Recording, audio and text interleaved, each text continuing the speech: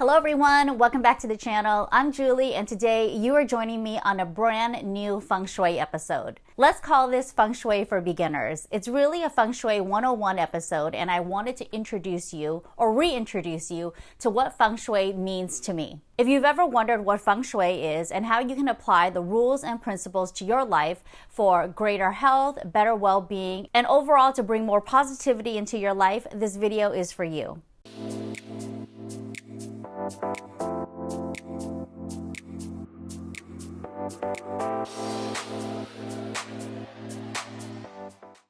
Let's break down the essentials of Feng Shui and what it really is. Feng Shui believes that everything surrounding you has an intrinsic energy aligned to it. It means that your outdoor environment, your indoor space, your furniture, your belongings, all have an energy and it vibrates together to create harmony, peace, and balance in your life. When these energies align, they can create positive qi or negative qi. Qi is how the energy moves through your home and permeates your space. Qi can bring so much positive energy into your life.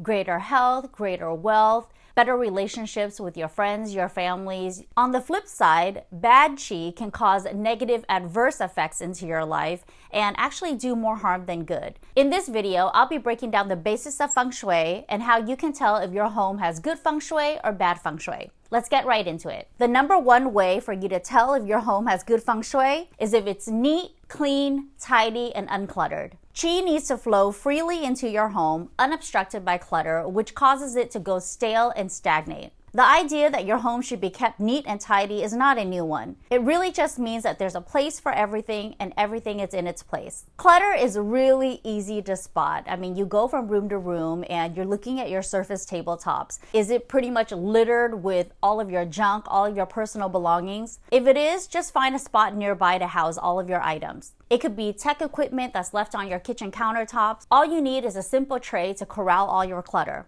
Imagine walking into your front entry door. Are the floors clean? Are the surface tabletops uncluttered? Is there a valet station for you to drop off your keys, your wallet, your sunglasses?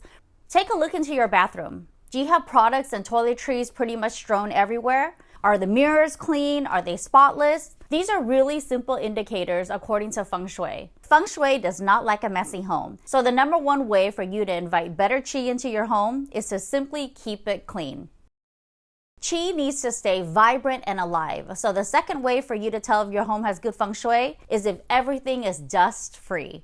I know it might not be realistic for you to dust everything daily, especially all of your home decor, your surface tabletops, but the number one trick that I use in my home to keep everything dust-free is with my iRobot vacuum. I simply leave it on from room to room and all it takes is about 30 minutes of vacuuming on the floor to keep the dust free from the air. If you don't invest in a robot vacuum, a Swiffer is really easy to use. It's inexpensive and you can pretty much purchase it at any store. A microfiber cloth works really great as well to keep items dust-free in your home. Another way to tell if your home has good Feng Shui is that the entry is not blocked. What does this mean? When you walk into your front door, it feels open, it feels airy, it feels bright. This also means that when you open the front door, there's no doormat that's blocking the entry. You can open the door with ease. There's no packages, there's no shoes strewn about. All of your personal mail and all of those Amazon boxes are neatly put away. If you open your front door and you don't necessarily have an entry, you kind of just walk into your living space.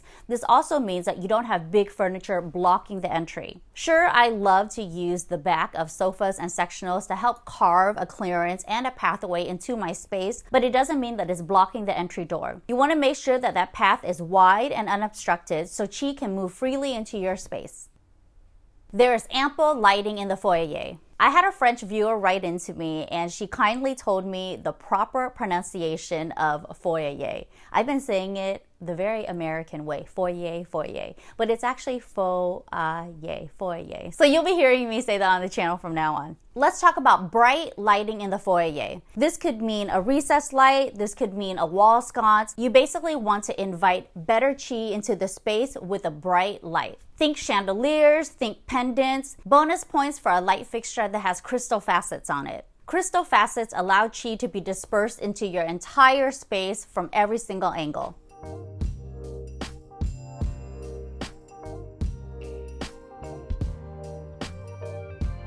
Another way to tell if your home has good feng shui is that the front door does not lead directly to the back door. This implies that all of the qi that comes into your home will move right into a straight line and right out the back door. If you have this condition in your space, a helpful way for you to slow down qi is to put items into its path. You're not blocking the path, but you're helping qi move and meander throughout your space. An indoor plant can help you do this. Drapery on that back door will help slow down qi and not let it exit right through that back door. Another bright light or a wall sconce can help slow down qi as well. If you want more helpful tips and illustrations on this condition, definitely check out my video, Feng Shui Cures for Common Home Issues. I dive more into detail about all of the ways that you can counteract the bad qi in your home, but this video is really just beginner tips that you can apply right now. If you have windows in your space, you definitely want to open those windows at least once a day. Qi can become stale in any room when the windows aren't open. Even if you don't leave those windows open all day, every day, opening them up once a day can help bring more positive qi into the space.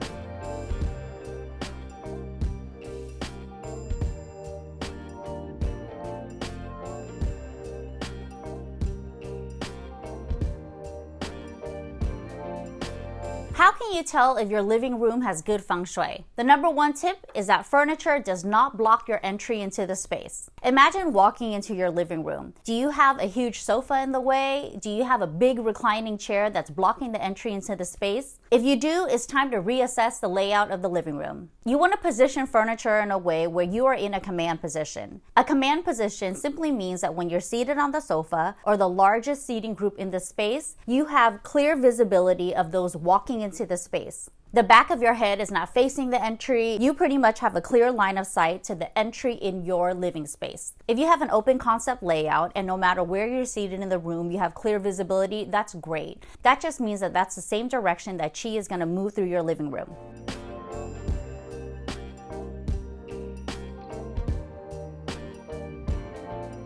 Speaking of the command position applies to every single room in the home. If you have a home office, this means that the desk should not face the wall. If the desk faces the wall and you have to turn around to see who's coming through the entry door, you are not in command. Floating the desk in space allows you full visibility of those coming in and out. If you have a ton of monitors and you don't like seeing the cables in the middle of the room, you can then position your desk on the same wall as the entry door. This position will still allow you to see who's coming in and out.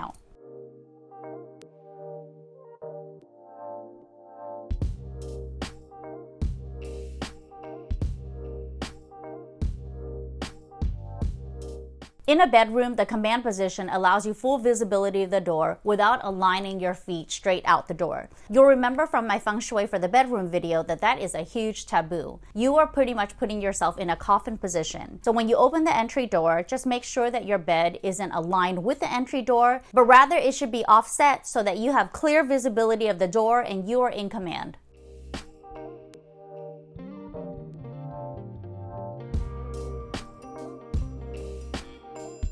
Moving on to the bathrooms. Bathrooms generally have negative implications when it comes to feng shui because that is where all of your waste goes. When you use a toilet, when you brush your teeth, when you shower, you're pretty much washing all of that waste away. You want to remember two key things. Number one, always keep that toilet seat down so qi doesn't go right down the toilet. And number two, always keep that bathroom door closed so qi can permeate more positive areas in your home.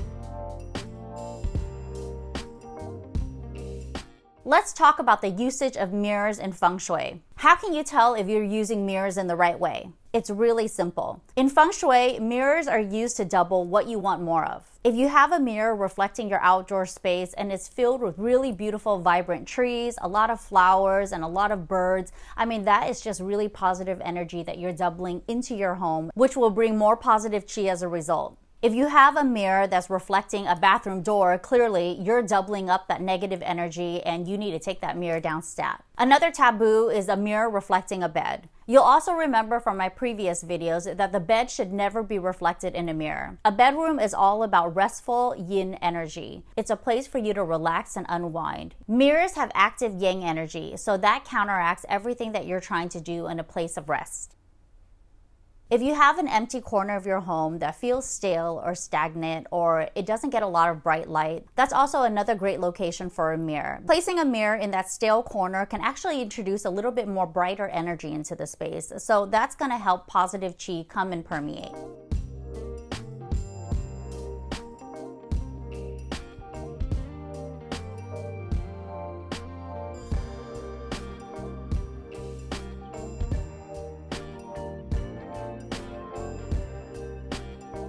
If your home is filled with fresh greenery, fresh flowers, really beautiful, lush, vibrant indoor plants, that is a great indication that your home is filled with positive chi. That means no dried flowers, no pressed flowers, no home decor with dried flowers in it, no pressed flowers on your artwork or your walls. You pretty much don't want to use any type of dried flowers in your space. I get a lot of questions on whether or not pampas grass is considered a dead, dried flower.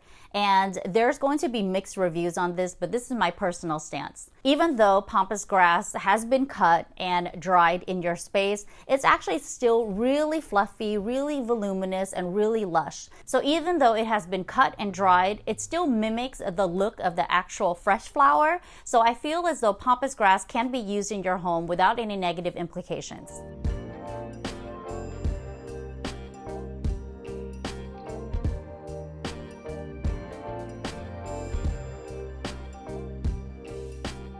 Another way for you to tell if your home has good feng shui is that the artwork in your home depicts scenes that you love and enjoy. If it's abstract artwork and you really love the colors and you vibe with it, that has really great feng shui implications. If the artwork is simply something that you picked up at your local Home Goods and it doesn't mean anything to you and you kind of just plopped it on the wall, there's no meaning behind that, so it could have negative effects. Let's talk about artwork in the bedroom. Remember that the bedroom is all about yin, restful energy. You don't want anything active in the space. This means no running water, no wild animals, no active scenes, and no bright, bold colors that feel really active in the space. Reds, oranges, yellows are very vibrant and have a lot of energy attached to it. So those are really great for your living room, your dining room, and your kitchen, but not so great for the bedroom where it's all about peace and calm. I get a lot of questions about water scenes in the bedroom. Can you use artwork that depicts water in the space? And the general rule of thumb is no in feng shui because water is an active energy. However, the one loophole around using water scenes in your bedroom is if it's still water. There's a really huge difference between having a tidal wave in a beach scene versus a still lake in a mountain landscape. Tune into how you feel about that water scene. If it feels calming, if it feels restful, if it feels rejuvenating, then you can absolutely use it in your bedroom. While we're on the topic of artwork, you don't want anything large and heavy hung above your head. In the bedroom, this means a large piece of artwork that's hung right above your head. In the living room, this could be an art piece that's hung right above the sofa where you're resting your head. This simply implies that you don't feel secure in that position. So you want to be really considerate about where you're hanging large pieces of artwork. It should always be in a position where you have full visibility. This means the art piece is in front of you and it's never behind you.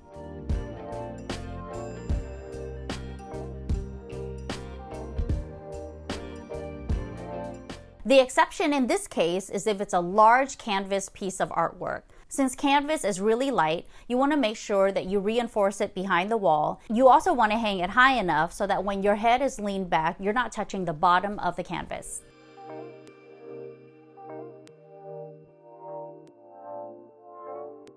There are so many ways for you to tell whether or not your home has good feng shui or bad feng shui based on my tips, but ultimately it's all about how you feel in your space. Do you feel good? Do you feel positive? Do you feel inspired, vibrant, and uplifted? That is the most important key indication of whether or not qi has permeated your space and lifted you up with positive energy. I want to end this video with some common questions that I get asked when it comes to feng shui. What if you have a really tiny space that you're working with a little bit too much furniture? The answer is really simple. Just keep it neat, tidy, clean, and uncluttered. You want to make sure that when you open the entry door into your space, whether or not it's a bedroom, an apartment, or a studio, that you're not blocking it with anything. That means the door can swing open into the space and nothing is blocked in front of it and behind it. In this case, you can push all of your big furniture items up against the wall and keep all of your personal items out of the way. Another common question I get asked is if all sharp corners are considered poison arrows. The short answer is yes, especially when they're aimed directly at your head. Now, how do you know if it's aimed directly at your head? That means if you're in bed and you're in the command position, the sharp corner from the adjacent nightstand is not hitting straight onto your head. A cure around this common issue is to not have the nightstands higher than your mattress. If you already have this condition, you can also place a pillow between your nightstand and your head when you go to sleep at night. Another way to cure this issue is to swap out those sharp corners for rounded corners. It could be a rectangular nightstand with rounded corners. It could be a round nightstand, a round side table, an oval side table. So there are many ways around it, but honestly, the cheapest, most simplest, easiest, effective way, which is the one that I also use in my bedroom, is to just put a pillow between your head and the nightstand. Another quick and easy way to block a sharp corner or a poison arrow in a common area like your living room or your dining room or your kitchen is to simply put an indoor plant there. The indoor plant doesn't have to be huge. It could be a small potted plant that you put in a planter. It could also be a hanging plant that you hang from the ceiling or the wall. Feng Shui is all about symbolism, so it doesn't have to be anything huge to block a poison arrow, but just the implication of having something there to soften the blow really helps. Another common question I get asked pertains to the bedroom. What if you only have two choices to place your bed? One is in the coffin position where your feet is aligned straight with your entry door, and the other is under a window. You might remember from my bedroom feng shui video that your headboard and your bed frame should always be against a solid wall, which means you are the most supported when it comes to qi and feng shui. However, placing your bed under a window indicates that you're not fully supported. So in this case, you have to consider what is the greater evil, the coffin position or an unstable wall. If I had a choice between the two, I would always pick the one that I could cure. In this case, I could always put heavy drapery in front of those windows and close them at night so it feels more solid and protected. I've had my bed in this position in many previous homes, and I always felt as though my bedroom had really great positive energy. I've also had my bed in a position where I was kind of angled to the entry door, and if you have this case, then you absolutely always should close that entry door. You can also place an end of bed bench or a couple of chairs there, or just something at the end of your bed so you can block that coffin position, but you should always keep your entry door closed if you have no other choice. That's it for today's feng shui video, everyone. I hope you got some really great ideas on how to inject more positive energy into your life. Remember that ultimately feng shui is all about how you feel in the space. There's no amount of tips and tricks that I could give you that will help you determine that. The first and most important step for you to bring more positive energy into your space is to simply declutter. Keep it neat, keep it tidy, keep it clean, and keep it focused on you. If you like this type of content and you're loving feng shui videos, please give this video a thumbs up. Comment below and let me know if you have any questions when it comes to feng shui. I want to put together a new video based on your feng shui questions, so definitely let me know in the comments below. Share this video with anyone you know who's interested in feng shui, and of course subscribe to my channel if you haven't already. Click that little notification bell to be notified of new videos that we roll out every Tuesday. Thank you so much for watching, everyone. I hope you're having a wonderful day, and I'll see you in the next one.